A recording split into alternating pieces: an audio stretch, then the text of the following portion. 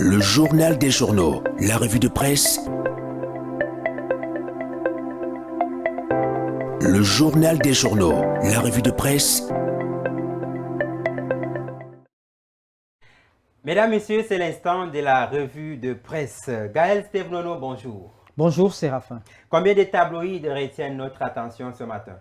4 tabloïds de manière spécifique mais sans information. Nous vous écoutons.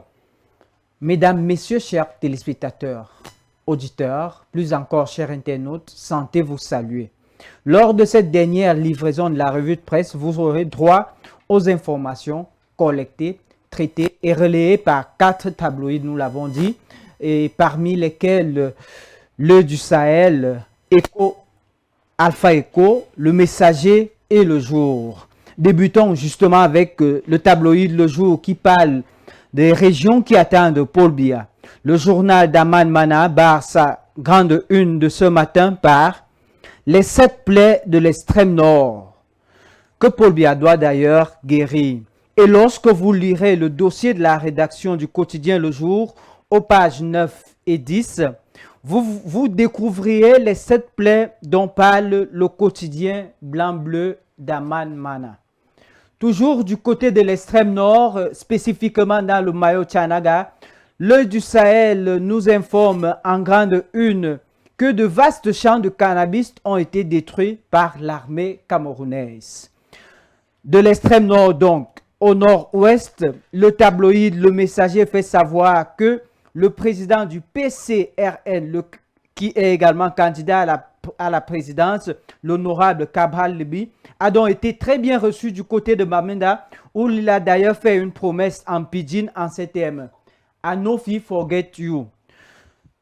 Vous pourrez donc lire les détails de cette promesse, les raisons pour lesquelles l'honorable Cabral Libi a dit Anofi forget you à la page 3 du journal Le Messager.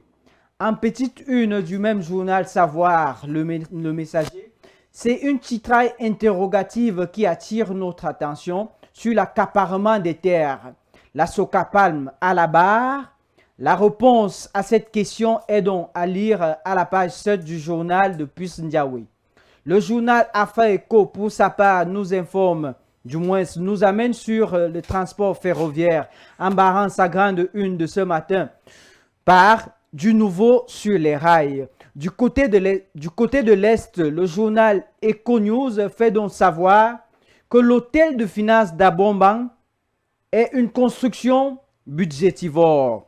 Pourtant, les populations du Oignon croupissent dans l'enclavement dû au manque de routes, aux promesses non tenues, au manque d'énergie caractérisé par des délestages à n'en point finir.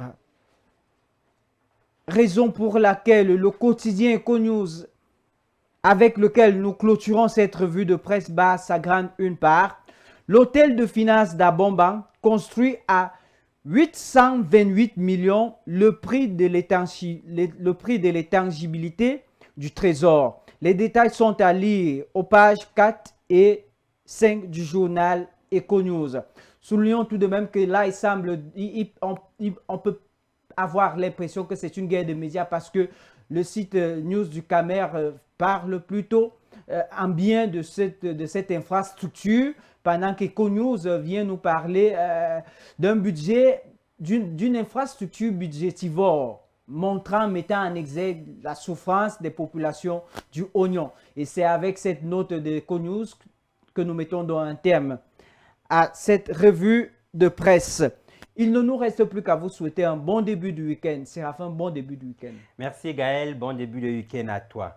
Mesdames, Messieurs, c'est ici que s'achève ce journal. Merci de l'avoir suivi et bonne suite de programmes sur Vérité TV et Success Radio. Salut à tous. Au Cameroun, un peu plus d'1 an.